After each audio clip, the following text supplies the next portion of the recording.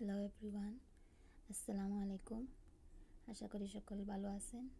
আলহামদুলিল্লাহ, আমিও ভালো আছি। আজ আমি আপনাদেরকে তৈরি করে দেখাবো পটেটো রোলার বা স্পাইরাল পটেটো। অনেক বেশি মুচমুচে এবং খেতে অসম্ভব মজা। তো চলুন কীভাবে তৈরি করি আপনাদের সঙ্গে শেয়ার করি।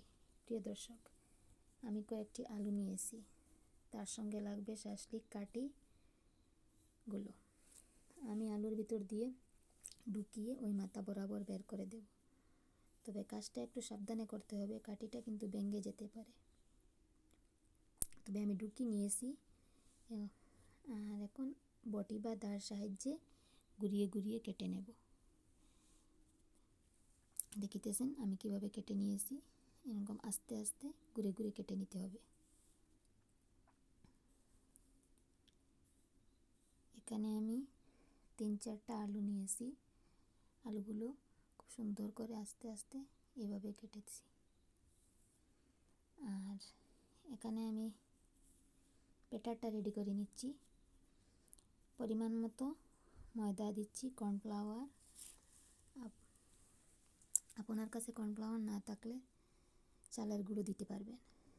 এখানে পরিমাণ মতো লবণ, লাল মরিচের গুঁড়া, ধনিয়ার গুঁড়া, জিরে গুঁড়া, কালো মরিচের গুঁড়া, হলুদ গুঁড়া, গরম মশলার গুঁড়া সব কিছু পরিমাণ মতো দিয়ে এখানে পানি দিয়ে ব্যাটার তৈরি করে নিয়েছি। চুলায় এখন কড়াই বসিয়ে দিয়েছি, তেল দিয়েছি, তেলটা গরম হচ্ছে। আর আমি ব্যাটার চামচে করে উঠে সমস্ত আলুর ভেতর পর্যন্ত পৌঁছে দিয়েছি। আর এই পর্যায়ে তেলটা খুব বেশি গরম করে নিতে হবে, মানে চুলার আঁচটা থাকবে হাইটে থাকবে। তো যখনই উপরে ব্যাটারটা এই আলুর সঙ্গে সেট হয়ে যাবে, তখনই কিন্তু আঁচটা কমিয়ে দিতে হবে। আর দর্শক, মিডিয়াম টু লোতে রাখতে হবে, তাহলে আপনার এই পটেটো রোলারটা খুব বেশি ক্রিস্পি হবে। যত সময় নিয়ে আপনি বাঁচতে পারবেন ততই ভালো হবে, ততই কিন্তু খেতে মজা লাগবে। তো আমার কিন্তু যা হচ্ছে দেখতে পাচ্ছেন আপনারা। এখানে আলুর রোলটাকে আমি খুব ভালো করে চামচের সাহায্যে ব্যাটারটা লাগিয়ে দিচ্ছি। এখন আমি এই আলুর এই পটেটো ক্রিসপিটা খাইতে অনেক স্বাদ, খুব ভালো লাগে। অতি সহজের মধ্যে হয়ে যায়, কম সময়ের মধ্যে। আর আমার মেয়ে খুব পছন্দ করে এটা, খুব ভালোবাসে এটা খেতে। তো তার জন্য আমি বানিয়ে নিচ্ছি।